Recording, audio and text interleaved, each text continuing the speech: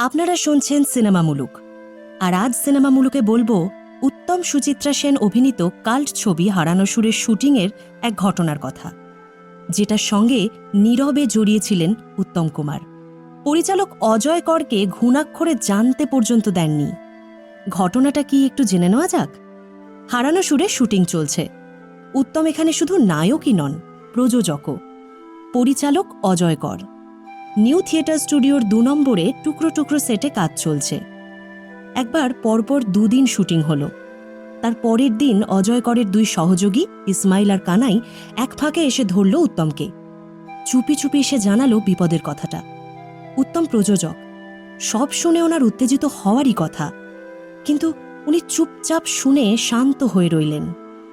সময় মতো অজয় করকে গিয়ে বললেন, অজয়দা, কালকের শটগুলো রিটেক করা যায় না? অজয় করের তো চক্ষু চড়ক গাছ।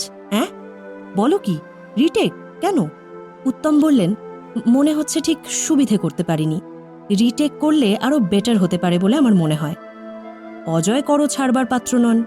বোঝাতে লাগলেন উত্তমকে, উত্তম, তোমার গতকালের দেওয়ার টেক খুব ভালো হয়েছে, রিটেকের কোনো দরকার নেই। কিন্তু উত্তম নাছোড়বান্দা। এদিকে উত্তমের বারবার জোড়াজুড়িতে অবশেষে রিটেক নিতে রাজি হলেন পরিচালক। স্বস্তি পেলেন উত্তম। হাঁপ ছেড়ে বাঁচল অজয়বাবুর সহযোগী ইসমাইল আর কানাই। এবার সেদিন কি ঘটেছিল সেটা বুঝতে গেলে একটা ছোট্ট টেকনিক্যাল জিনিস আমাদের জেনে নিতে হবে।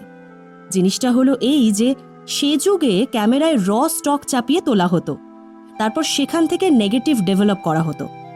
এবার হারানো সুরের শুটিংয়ের সময় ক্যামেরার মধ্যে ভুল করে র স্টকের জায়গায় নেগেটিভ চাপিয়ে গোটা একদিনের শুটিং করেছিল ইসমাইল আর কানাই। এ এক মারাত্মক কেলেঙ্কারি ব্যাপার। এটা সর্বসমক্ষে আসা মানে ওদের কাজ চলে যাওয়া। যখন ওরা এটা বুঝতে পারল তখন তো ওরা ভয় কাঁটা। অজয় করকে বলার সাহস ছিল না, তাই সরাসরি এসে বলেছিল উত্তম কুমারকেই। উত্তম উত্তেজিত না হয়ে বরং সামলে নিয়েছিলেন বিষয়টা।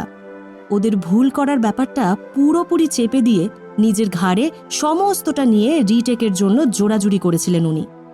কিন্তু প্রযোজক হিসাবে সেদিন ওরই রেগে যাওয়ার কথা, কারণ একটা গোটা দিনের শুটিংয়ের টাকার অ্যামাউন্টটা তো কম ছিল না।